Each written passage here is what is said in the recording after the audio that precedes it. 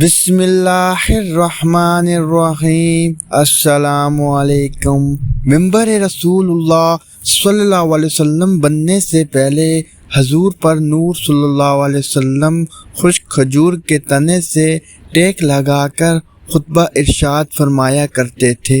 جب پختہ منبر رسول اللہ صلی اللہ علیہ وسلم تیار ہو گیا اور آپ صلی اللہ علیہ وسلم منبر پر تشریف فرما ہوئے تو خشک کھجور کے تنے سے یہ صدمہ جدائی برداشت نہ ہوا۔ اس نے اسی طرح رونا شروع کیا جس طرح چھوٹا بچہ ماں کی جدائی سے روتے ہوئے سسکیاں لیتا ہے۔ مولانا رومی رحمت اللہ علیہ فرماتے ہیں، خشک کھجور کا تنا جس کا نام استون خنانہ تھا، رسول اللہ صلی اللہ علیہ وسلم کی جدائی سے نالہ کر رہا تھا، مثل ارباب عقول کے، یعنی جیسے کہ وہ کوئی انسان ہو۔ اس آواز گریاں سے اصحاب رسول اللہ صلی اللہ علیہ وسلم تعجب میں پڑ گئے کہ یہ ستون اپنے پورے حجم، طول و عرض سے کس طرح رو رہا ہے۔ آپ صلی اللہ علیہ وسلم نے دریافت کیا، اے ستون تجھے کیا ہوا ہے؟ اس نے عرض کیا، یا رسول اللہ صلی اللہ علیہ وسلم، آپ صلی اللہ علیہ وسلم کی جدائی کا صدمہ مجھ سے برداشت نہیں ہوا۔ آپ صلی اللہ علیہ وسلم کی جدائی سے میری جان اندر ہی اندر جل رہی ہے۔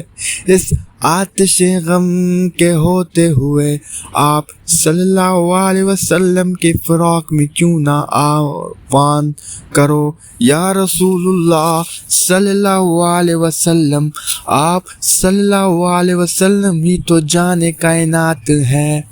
آپ صلی اللہ علیہ وسلم پہلے مجھ سے ٹیک لگاتے تھے، اب مجھ سے الگ ہو گئے ہیں اور میری جگہ دوسرا منبر پسند فرما لیا ہے۔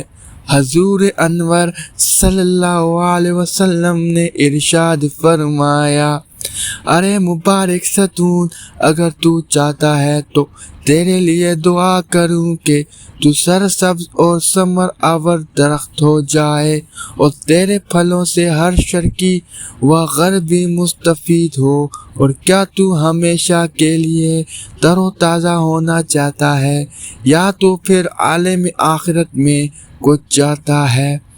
استون خنانہ نے کہا، یا رسول اللہ صلی اللہ علیہ وسلم، میں تو دائمی اور عبدی نعمت چاہتا ہوں۔ مولانا روم رحمت اللہ علیہ فرماتے ہیں، اے غافل، تمہیں اس لکڑی سے سبق لینا چاہیے کہ تم انسان ہو کر دنیا فانی پر گرویدہ اور آخرت سے روگردار ہو رہے ہو، اور جبکہ استون خنانہ نعمت دائمی کو نعمت فانی پر ترجیح دے رہا ہے۔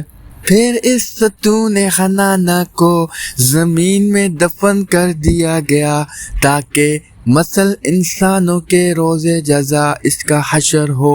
پیارے دوستو، رسول اللہ کو اللہ تعالیٰ نے عظیم اختیارات عطا فرمائے ہیں جن کا اظہار حضور صلی اللہ علیہ وسلم نے وقتاً فوقتاً فرمایا۔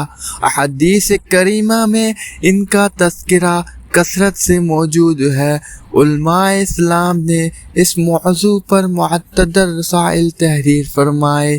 یہاں ہم موضوع کی مناسبت سے حضور صلی اللہ علیہ وسلم کے ان عظیم معجزات کو بیان کرتے ہیں جن میں سردی کو دور کر دینے کا ذکر ہے۔ وباللہ توفیق، حضرت سیدنا جابر فرماتے ہیں کہ مجھے حضرت بلال نے بتایا کہ میں نے ایک سخت سرد رات میں فجر کی اذان کہی لیکن مسجد میں کوئی نہ آیا۔ کچھ دیر بعد میں نے پھر اذان دی مگر اب کی بار بھی کوئی نہ آیا۔ خطبہ فرمایا تو پوچھا، لوگوں کیا ہوا؟ میں نے عرض کی، سخت سردی نے لوگوں کو مسجد میں آنے سے روک رکھا ہے۔ یہ سن کر آپ صلی اللہ علیہ وسلم نے دعا فرمائی لہم مغفرہ عنہم البردا، یعنی اے اللہ لوگوں سے سردی کو دور فرما۔ حضرت بلال کہتے ہیں میں گواہی دیتا ہوں کہ سردی ایسی دور ہوئی کہ میں نے دیکھا کہ لوگ صبح کے وقت گرمی کی وجہ سے پنکھا جل رہے تھے۔ حضرت سیدنا ابراہیم تیمی اپنے والد سے روایات کرتے ہیں ایک بار ہم حضرت سیدنا حذیفہ بن ایمان کی خدمت میں حاضر تھے۔ آپ نے فرمایا ہم غزوہ احزاب کی ایک سخت آندھی اور سردی والی رات رسول اللہ صلی اللہ علیہ وسلم کے ساتھ تھے۔ آپ صلی اللہ علیہ وسلم نے ارشاد فرمایا میرے پاس قوم کفار کی خبر کون لے کر آئے گا اور اسے قیامت میں میری رفاقت حاصل ہوگی۔ لوگ خاموش رہے۔ آپ صلی اللہ علیہ وسلم نے دوسری بار پھر تیسری بار فرمایا لیکن سب خاموش رہے۔ پھر فرمایا اے حذیفہ میرے پاس قریش کی خبر لاؤ۔ جب آپ صلی اللہ علیہ وسلم نے میرا نام لے کر فرمایا تو اب جانا ہی تھا۔ آپ صلی اللہ علیہ وسلم نے فرمایا میرے پاس قوم کفار کی خبر لاؤ اور انہیں میرے خلاف غصہ نہ دلانا۔ حضرت حذیفہ فرماتے ہیں میں اس سخت سردی کے موسم میں چلا تو گیا، ایسا لگ رہا تھا کہ جیسا کہ میں حمام میں چل رہا ہوں، یعنی مجھے سردی بالکل نہیں لگ رہی تھی، حتیٰ کہ میں قریش کے اس پاس پہنچ گیا۔ پھر جب وہاں سے واپس پلٹا تو مجھے یوں محسوس ہو رہا تھا جیسے میں کسی حمام میں چل رہا ہوں۔ امید کرتا ہوں کہ آج کی ویڈیو آپ کو پسند آئی ہوگی۔ مزید ایسی ویڈیوز دیکھنے کے لیے ہمارا چینل عاقب اسلامک وائس کو سبسکرائب کریں، لائک کریں، شیئر کریں، کومنٹ کریں، بیل آئیکن کو آل پر کر دیں تاکہ ہر نئی آنے والی ویڈیوز آپ تک پہنچ سکے۔ اجازت چاہتا ہوں، اب اگلی ویڈیو کے ساتھ آپ سے ملاقات ہوگی۔ اللہ حافظ۔